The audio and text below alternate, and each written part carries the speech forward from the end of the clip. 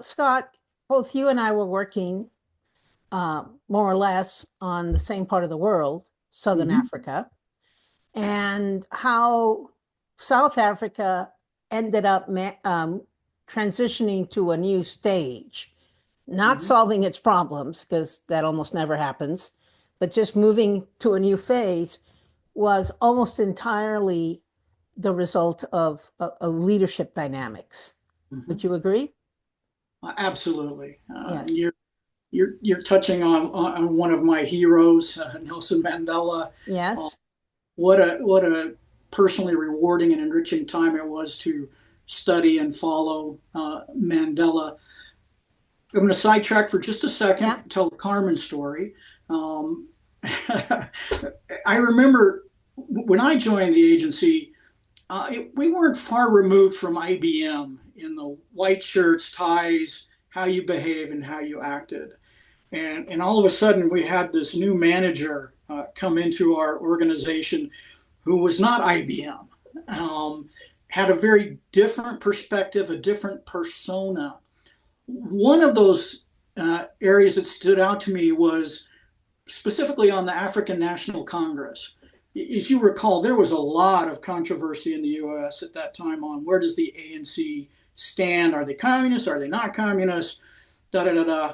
And there was kind of a traditional conservative bias, in my view, against the ANC.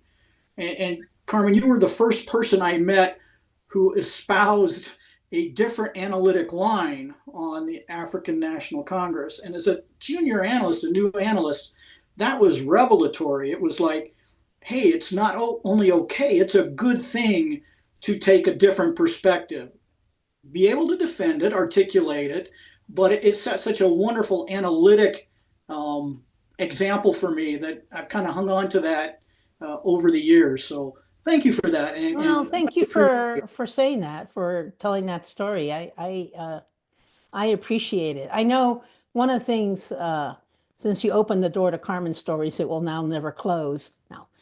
One of the things that I remember was my first management job.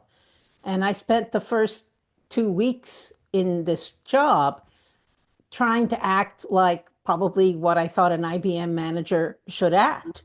And I was yeah. miserable. I just hated it. And that second weekend, I remember it as me going actually through some thought work and going, no, I'm going to be myself. And if Mm. people don't like that, then screw it. And, I had like a Nerf basketball and I hung it over my door, and people started coming in and playing Nerf basketball and other things. And the consequence of that is that people become more comfortable with you, and you have way more natural conversations with them when it's the end of the day and they're in your office playing Nerf basketball than you can have under any other circumstance. Right. And if they don't, if the organization isn't, if this organization that is supposed to be the best in the world at human intelligence doesn't get it that you being yourself is a powerful tool for management, then there's something wrong. But they did get it. So that's pretty well, Yeah, they got it enough. yeah, They got they, it okay, enough. that's true. They got it enough. Scott? I was just reflecting on the ping pong setup that you brought in. Oh, I That don't even we, remember that one. we played ping pongs on Friday afternoons late in the day. So, but I think I love that concept because, leadership is such a big word, big concept, and you can go down so many different avenues.